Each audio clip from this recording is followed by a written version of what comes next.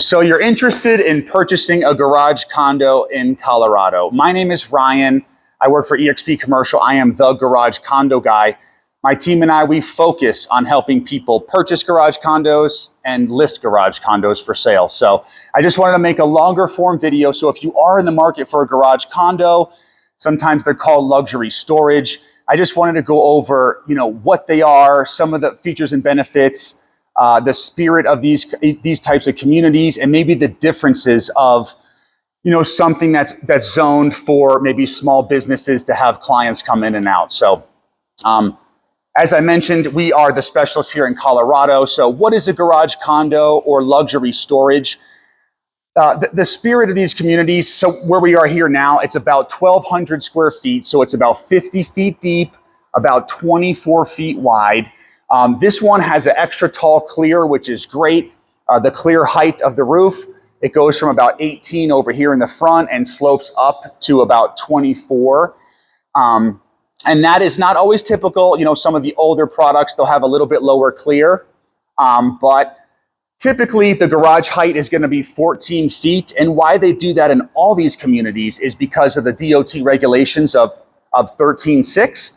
So it does give about a 6-foot clearance for, bigger Class A vehicles. I even have someone store semis when they're not using it, just because of the HOA restrictions in their particular neighborhood. So garage condos, the spirit of these communities is storage. So whether it's personal storage and you're storing, your RV, your RZR, side-by-side, dirt bikes, motorcycles, any of the toys. And then, of course, small business storage. So whether it's a mobile dog groomer, mobile carpet cleaning, mobile businesses do very well because they don't have to winterize their vehicles. Plus, they can utilize the dump stations. So they really, really like that. And then businesses like service type businesses. So HVAC, electricians, again, they store a couple vehicles. They also put some racking. That's again, when this extra clear height, the cubic volume of these spaces is pretty large. So if you can take advantage of the verticalness, that would be a huge, huge advantage. These garage condos, I have several listings from maybe, Castle Rock all the way up to Loveland. So it just kind of depends.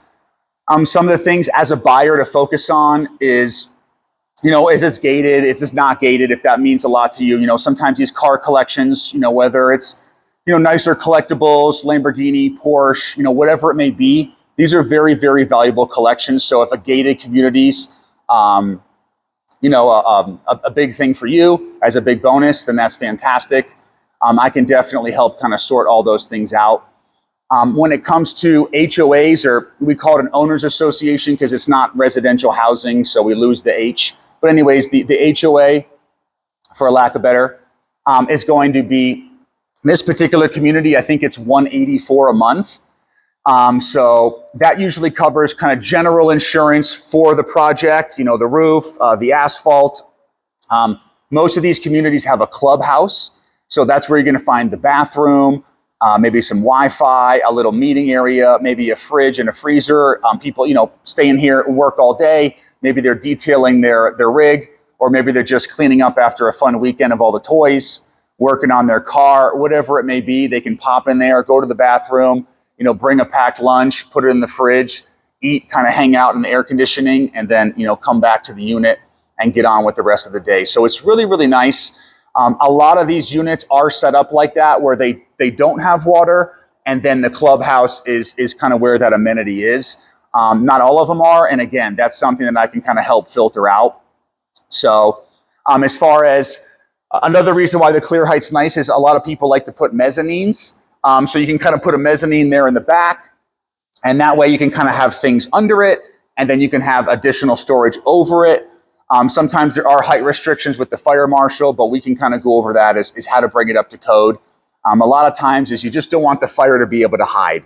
So if you're going to put a structure, kind of in the middle of this clear where it may hide from those sprinklers up there, you just got to kind of install sprinklers underneath the mezzanine, and usually that's going to be good to go. So another thing with car collectors, a lot of people put 4-post lifts in. You can put 4-post or 2-post. 2-post for hobby work. You're going to be taking off the wheels, dealing with brakes, things like that. 4-post is more of you're just kind of storing the cars. But again, there's a neighbor over here. He has 3 high. And so that's where the clear height really, really comes in. I mean, he has 6 cars and it's not more than about 20 feet out from the unit. Then he has a big van. And I mean, the amount of stuff he can fit in there is super. There's a lot of stuff there. So it works out really well for him. So it just kind of depends. You know, different communities have different amenities and features. And again, that's where my team and I will be able to help you kind of decipher that. We've done about 40 deals over the last couple of years. So I don't believe there's anybody in Colorado that's done more than that. And then that specifically focuses on this property type. So if there's any questions that you do have, please put it in the comments. I wanted to make a longer form video for buyers or sellers. But just to kind of understand from the buying perspective, maybe you're out of state or maybe you didn't know the type of property even existed. But this would be a good time or a good video to watch to just kind of explain, the uses in here. The uses in a storage community, again, they're going to go more towards storage. Some of the restrictions, and you'll see this in what we call the HOA docs, the CC and Rs. The R stands for restrictions. So it's always a good thing, depending if you think you have a unique use, to get those CC and Rs from the community, or a broker like myself can help you kind of decipher whether those uses are allowed or not. But in general, if it's not zoned light industrial, like some of them are, and you have clients coming in and out, a dead giveaway for that, where small businesses are going to be operating, is going to be signage, no gate, things like that is going to be a dead giveaway of retail businesses operating. So some people don't mind that, but some people, they want to be away from that because it's kind of the hustle and bustle of like a true kind of a small bay industrial business park versus a quieter neighborhood like this, where it's just storage only. People they're going in there, they're doing their hobby use, they're getting their RV, they're cleaning it, they're putting it back, packing, unpacking, whatever it may be. It's just a quieter community overall. And then, of course, there's enhanced safety with the gates and the monitoring, which doesn't usually come when you have clients coming in and out because, it just makes it more difficult for clients to do business with those businesses. So typically those are not gated. These are commercial properties, so commercial taxes is a thing. They can be, for this particular property for 1,200 square feet, I think it's around maybe 8,000. So that's something to kind of consider when you're looking at these. But when you kind of compare it to the cost of renting, especially if you have a lot of toys or need a larger unit or want to work out of it, something like that, need a higher clear. There's a clear winner there. My name is Ryan with eXp Commercial. I brand myself as the garage condo guy.